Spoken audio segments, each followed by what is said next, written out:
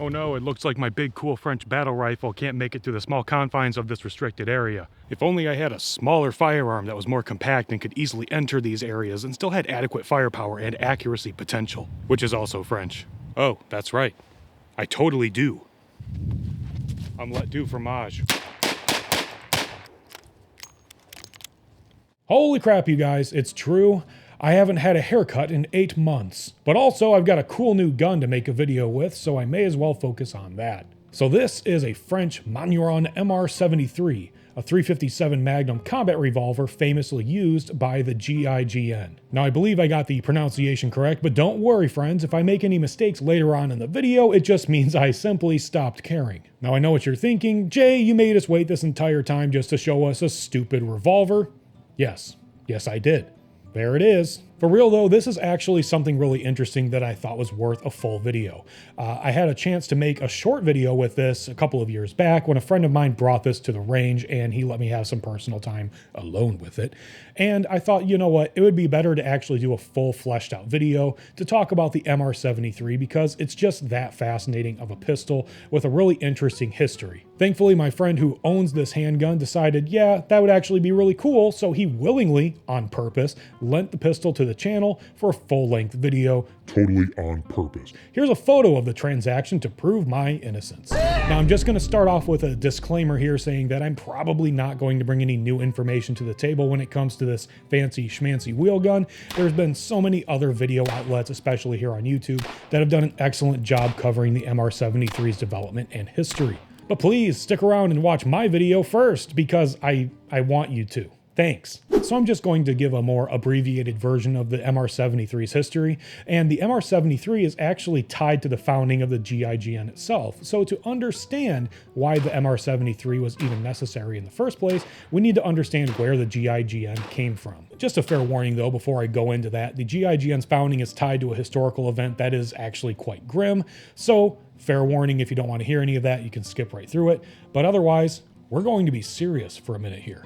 So back in 1972, the world was witness to a tragic event that resulted in the terrible loss of innocent civilians. This event would infamously be remembered as the 1972 Munich Olympic Massacre. This was an instance where an organized and heavily armed group of insurgents invaded the living quarters of Olympic athletes in Munich, Germany, taking 11 athletes hostage. Now, unfortunately, the only forces that were able to rapidly deploy and contest the terrorists would be the local police forces in Munich, Germany. As you can imagine, they only had standard personnel with standardized training, standardized equipment, and standardized weaponry, so of course this is not going to be very well in their favor. Now in the context of this, well, being a gun video, one of the more famous accounts that people talk about in this instance was when one of the German police officers used a standard G3 rifle in an attempt to take out one of the leader heads of the insurgent group from 300 meters away. No scopes, no bipod, no spotter, no match triggers, just a standard iron sight G3. Now, anybody with a base level of gun knowledge or anybody who's played Call of Duty for more than 20 minutes knows that the G3 is very well capable of hitting man-sized targets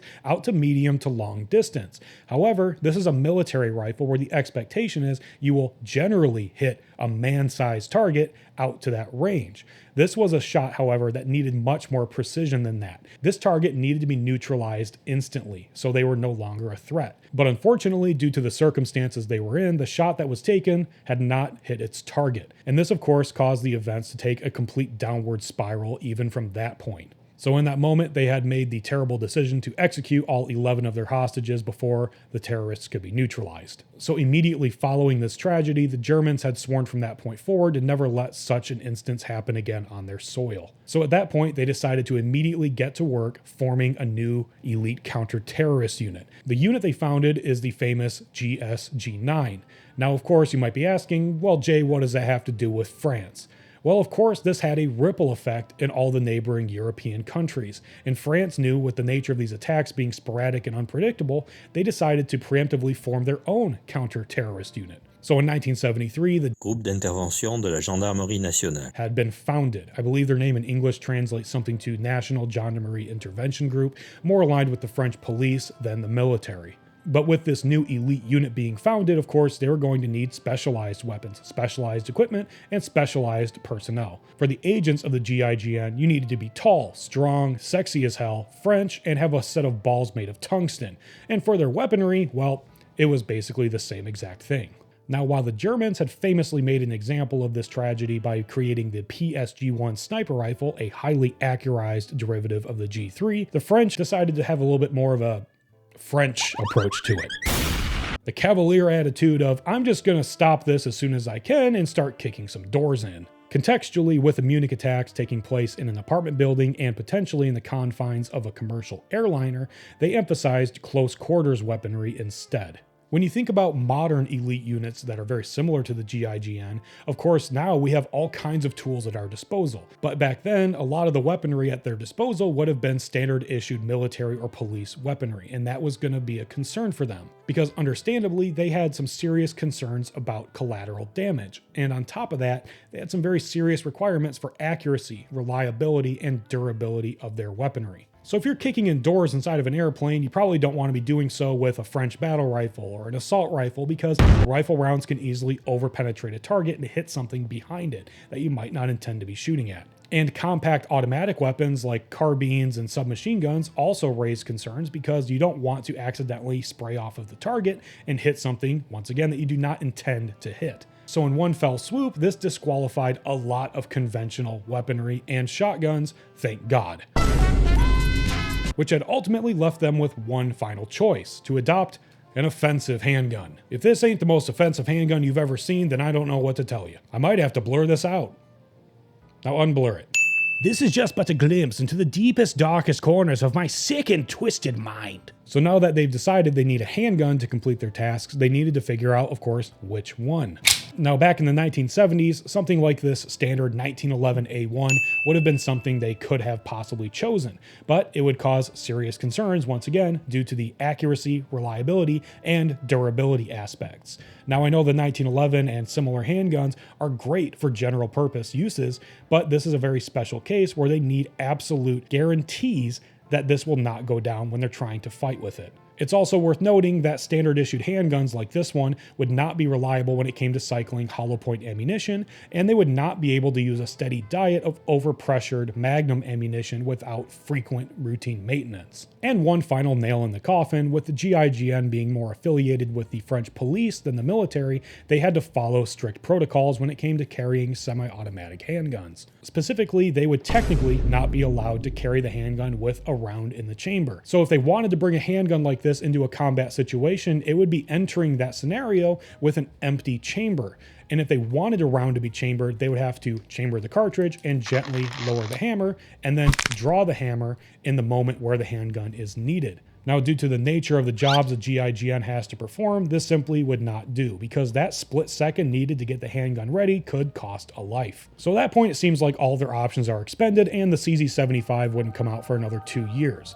So really, the final conclusion they would come to is just be the revolver guy. Now, some work would still need to be done to get a revolver that perfectly met their needs, which did happen, of course, and we'll talk about that in a minute. Especially in the early 1970s, this actually does make a lot of sense, because revolvers can reliably cycle hollow point ammunition. They can use Magnum ammunition, and you don't need to worry about it possibly seizing the handgun. So it wouldn't be long until Manurhin debuts the MR73, which basically scratches all the itches of the GIGN. Now, I'm going to go over some more technical stuff about the MR73 in just a minute, but I wanted to answer a question that even I had myself. Why do you need a custom tailored revolver for combat use? Couldn't you just use something that was already on the market? So as much as most people believe that all revolvers are completely bomb-proof and 100% reliable, that's not exactly the case. And furthermore, not all revolvers are hair-splittingly accurate and refined pieces of art. So it's generally understood that revolvers exist in two camps. One side consists of finely crafted heirloom quality revolvers with excellent handling and shooting capabilities. But you wouldn't dare feed something like this gorgeous Smith & Wesson a steady diet of Magnum shitfuck rounds, because you might put extra strain on the internals and, God forbid, put a scratch on that cylinder and lower the resale value. And in the other camp, you have Grandpappy's old 6-shooter that he's had rattling around in his tackle box for the last 20 years. Remarkably, it still works and feeds everything everything you put through it, but the accuracy standards tend to be around, I don't know, a pizza box having all 6 rounds in it at 5 paces. On top of that, the internals will typically feel really gritty and messy and feel like they have sand inside because there probably is sand inside. And before you go off thinking I'm being a little too harsh on cheap revolvers, just know that I'm speaking from direct, first-hand experience. Oh yeah, this bad boy right here, $40 at Kmart in 1963. I have the receipt to prove it. Now, over the years, of course, attempts to bridge this gap would be made. A good example of this would be revolvers made by companies like Ruger. This early production Ruger Super Blackhawk and 44 Magnum is a pretty good example of that. It has a really nice finish, if I do say so myself, has a really good trigger, and it has decent handling characteristics, but it can also handle pretty much everything you throw into it, to the point where reloading manuals have a special section for Ruger revolvers only. Now, while I think it's a very fine quality revolver, when you put it immediately next to something of much higher quality and a much higher price tag, you can definitely tell the difference. So my solution has just been, don't put the two together. And I feel great. Now, in a circumstance where compromise is simply unacceptable. Oh yeah, there's not a dry pair of pants in the house after that one. I'm getting off track here. The bottom line is, if you need a revolver with absolutely zero compromise and the government hands you a blank check telling you to make the best damn revolver you can get, Manurhin delivers. So with their new fancy schmancy wheel gun on board, the French were off to the races, clearing Mile High Club on veteran difficulty with their goddamn eyes shut. So let's switch over to the range real quick and we can have this thing being fired on camera without me yapping in the background, because I really want you guys to experience the MR73 for what it really is. Fancy and very expensive.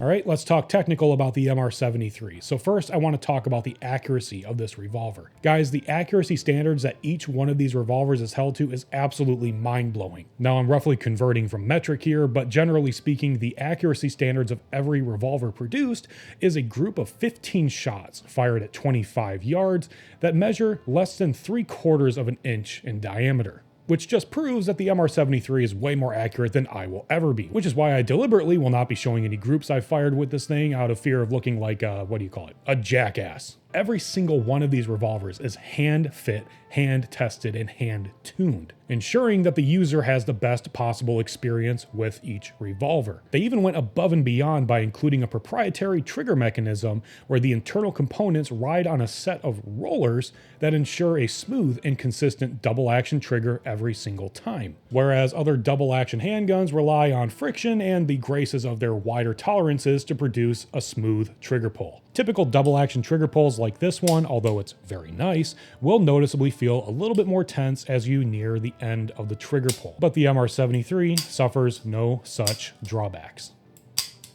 And if your toes are curling at the sight of me dry firing this thing, I'll have you know the Mr. 73 is legendary for being really fucking strong. Like Super Saiyan 100 Goku from a 2009 Google image search strong. Every single one of these revolvers produced had been made with the expectations that it would have to survive at least 150 rounds daily of overpressured Magnum ammunition without the need for frequent routine maintenance. And if you know anything about the MR73, first of all, thanks for sticking around this long. Second of all, you probably know the rumor that there's supposedly one example of an MR73 out there that has endured over 1 million rounds with only basic routine maintenance. Which, you know, means I can do this. Relax, this is just an airsoft gun. We're having fun here. That was mostly to scare the shit out of my friend that lent the MR73 to the channel. Hope you appreciate that. Actually, now that I think about it, where did I put the MR73? Oh, shit.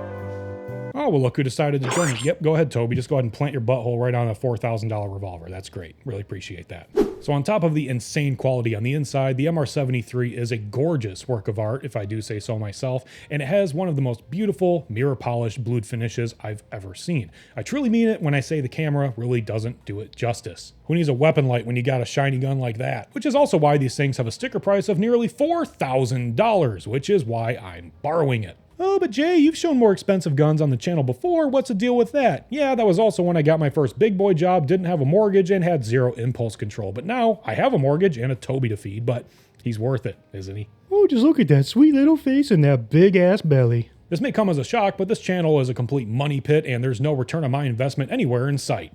Whoops. So the MR73 comes in a few different flavors, but the one you see here is typically what you'll see strapped to the chiseled and muscular thighs of a GIGN agent. So if you have a look-see here, you'll see we have a 4-inch long barrel and standard no-thrills pistol sights. But of course, there's different variants of the MR73, ranging all the way up to an 8-inch barreled model with a bipod and a goddamn sniper scope. Because why not? Let's punch us while we're down and remind ourselves that we will once again never be as accurate as the MR73. But damn it, it's giving you every opportunity to bridge that gap and justify all those missed mortgage payments. But in reality, even the 8-inch model has a practical purpose and was used by the GIGN. The intent of that specific variant was to be used as a marksman weapon in urban environments where precise shots would be needed, but you're not exactly taking shots at 500 yards. The GIGN had concerns about full-size marksman rifles protruding out of windows and giving away the position of the shooter, and also full-size rifles are heavy and cumbersome to navigate through buildings with, and these are situations that once again occur in seconds, and seconds matter. Now of course I don't have an 8-inch sniper model to show you guys, but I do own a copy of Insurgency Sandstorm, and I guess this level of gun cuckery will have to do for now.